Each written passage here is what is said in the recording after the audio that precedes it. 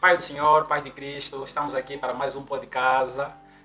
Sou o Carlos Lopes, como já me conhecem, né? Eu estou aqui acompanhado com meu irmão Pedro Figueira. Eu vos disse que naquele pó de casa, na apresentação do projeto, eu disse que teremos muita novidade, coisa boa, íamos informar. Eu também iria convidar pessoas para estarem aqui presentes no meu pó de casa. Como vês aqui na minha casa, então eu convido pessoas para estarem aqui a falarem sobre esta mesma atividade, esse projeto que é o Pó de Casa. Então, estamos aqui para tratar um assunto muito importante. No vídeo passado, o anterior, né, eu falei sobre Deus chamar os jovens para o conhecimento da sua lei. Eu quero dar sequência tratando de um assunto muito importante. Nós queremos dar um conselho importante à mocidade, à juventude, essa fase. Porque, na verdade, temos notado que há um declínio constante de jovens se deixar ser influenciado ao sistema deste século e não vivendo com uma finalidade, que é glorificar a Deus em sua vida, em todos os aspectos da sua vida. Então, nós queremos dar um conselho, biblicamente falando, de maneira a mostrar o caráter do jovem, como proceder o jovem, e então o objetivo pelo qual foi chamado, né, foi vocacionado nesse estádio em que ele se encontra de juventude. Para já eu quero informar que iremos tratar certas coisas. Eu vou começar com uma pergunta, como uma nota introdutória, é o seguinte: será que a juventude deste século, Pedro, tem procurado se conformar, deixar se conformar desse sistema que nós estamos a ver no Estado moderno, nessa filosofia do hedonismo, uma fixação ativa, deixar ser influenciado por questões de ideias, também com relação à infidelidade e tudo mais, conceito de namoro? Será que a juventude deste século tem procurado revolucionar a sua ideia de deixar e não se conformar com tudo isso que eu estou aqui a falar? Ou será que as pessoas, os jovens, né, nessa época, tendem a acreditar e se inclinar mais ainda em tudo isso que eu estou a falar? Essa pergunta é fácil de responder, né? Somos seres humanos e como seres humanos somos seres influenciáveis. Ok. Estamos sujeitos à influência. E uma das coisas que nos influencia a partir do momento em que nós nascemos é exatamente a cultura ao qual nós estamos inseridos. É a cultura que vai determinar praticamente em que você vai crer, conforme você vai se comportar. Algo que os antigos chamavam de espírito da época. Ou seja, Ok. o espírito da época era basicamente conceitos que dominam uma determinada época ou uma determinada cultura. Se você nascesse numa cultura muçulmana, a chance de você ser muçulmano é de 99%. Ok. Então, se você nascesse numa cultura hindu, a chance de você ser hinduísta é 90%. Então, a cultura, o meio em que nós habitamos influencia muito, mas muito mesmo. E por acaso hoje eu estava a ver uma entrevista sobre isso, de que uma das grandes mentiras que nos foi contada é que nós temos o livre-arbítrio. O livre-arbítrio entendemos como a capacidade de escolher sem influência. Só que isso é praticamente uma ilusão, porque todas as nossas escolhas, todas as nossas decisões, tudo que nós fizemos, ela tem uma certa influência externa. Exato. Nós escolhemos a roupa que escolhemos para vestir, nós escolhemos a música que nós ouvimos, nós escolhemos até com quem nós vamos nos relacionar, Ok. uma profissão, qualquer coisa, nós escolhemos com base em uma influência externa.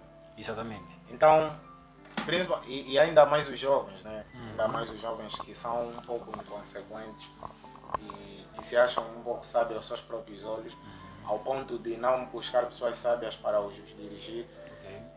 Ainda mais os jovens que nós, praticamente tudo que nós fizemos sofre uma certa influência da cultura em que nós estamos inseridos, das pessoas com quem nós andamos. Essa história de que você pode estar num meio em que os teus amigos bebem, fumam, fazem lá, traem as mulheres, as namoradas, e isso não te afeta, isso é uma certa ilusão, porque de uma ou de outra forma o tempo pode passar, mas você vai entender que você vai começar a adquirir comportamentos e hábitos. Ok. Como alguém disse, né? Somos a soma dos livros que lemos, do que ouvimos, do que vemos e aonde estamos inseridos. Ok. Então, cultura, esse sistema todo hedonista, anticristão, tem sim influenciado os jovens, principalmente os jovens cristãos. Por isso é que não conseguimos viver uma vida digna no Senhor, porque estamos à falta de conhecimento. O conhecimento tem nos levado, a falta de conhecimento nos levado a termos uma prática de vida de uma forma muito diferente daquilo que não reflete o caráter de Deus para a louvor da sua glória. É uma coisa que eu costumo dizer sempre assim: tudo que um ser humano pretende fazer na sua vida com o benefício de ter, né, alguma coisa, um valor, parte do princípio dele mesmo. Mas para isso é necessário que ganhe estrutura. Vou aplicar isso aos jovens. Se eu penso em ser fiel e um dia pensar em liderar uma mulher e tornar um lar feliz, parte de mim como jovem. Então significa dizer que eu tenho que ganhar estrutura. Mas só que eu não tenho um conhecimento para tal. Ou mesmo eu não quero, tá vendo? Ganhar esse conhecimento, para ganhar estrutura, para saber como lidar com as situações do gênero. Então é muito complicado. Eu vejo muito complicado Tipo, mesmo. tem uma cena, não sei se as pessoas que estão aí em casa, né, se já, acho que todo mundo já viu o filme Matrix. Matrix, Matrix. Esse filme é muito Superficial. mais... esse filme é entendido de uma forma muito superficial, mas ele tem um significado muito profundo. Okay. O termo Matrix, né, a Matrix se refere tipo, a um sistema no qual as pessoas estão inseridas, Okay. no qual tudo que eles veem da realidade é baseado naquele sistema. Né? Okay. E como você disse, né, tipo, para que eu possa, né, não ser influenciado, para que eu possa exercer bem, né, por exemplo, para que a minha cultura não me influencie. Exato. A questão do conhecimento de que estavas a falar. Isso se chama aquilo que, né, denominaríamos sair da Matrix. Sair da Matrix. Sair Exato. do sistema de sistema pensamento, de pensamento. comum das pessoas. Analisar Exatamente. o sistema. Por que Exatamente. as pessoas pensam dessa forma?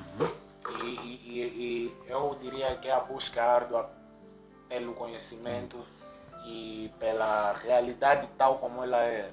Não como o sistema né, nos diz que é. Por exemplo, papéis de homem e mulher. A nossa sociedade definiu de uma forma, tá bom, agora, será que é a verdade? Yeah. Então, a busca pelo conhecimento, né, sair da Matrix, e esse é sempre um dos meus exercícios, particularmente, que eu faço, é julgar tudo que me dizem, tudo que eu vejo que a cultura defende. Exato. E julgar se é de fato verdade. Exato. Só que hoje nós estamos conformados, tipo, crescemos com essa realidade, né? Crescemos na Matrix.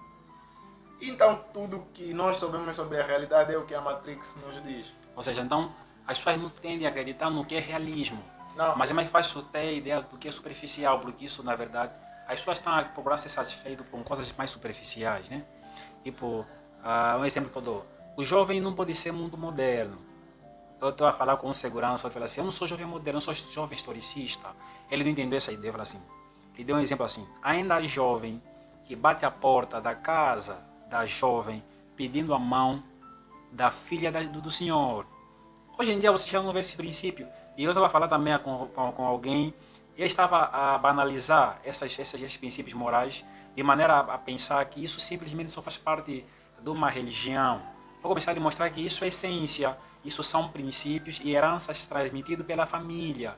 E essa toda a moralidade vem do próprio Deus, porque se ele instituiu essa família sagrada, na família, né, que é tão sagrada, então é de lá onde parte essas heranças. Eu estava a falar assim, olha, ele estava com uma dificuldade sobre entrar num relacionamento. Ele estava mais entrando num relacionamento com base a tentar, vamos lá ver se vai dar certo ou não. Eu lhe disse, olha, como é que tu vai saber se a pessoa que você quer entrar num relacionamento é a pessoa ideal para ti? Quais são as evidências? Como podes provar isso? Ele disse, não sabia. Eu falei, então, tá aí.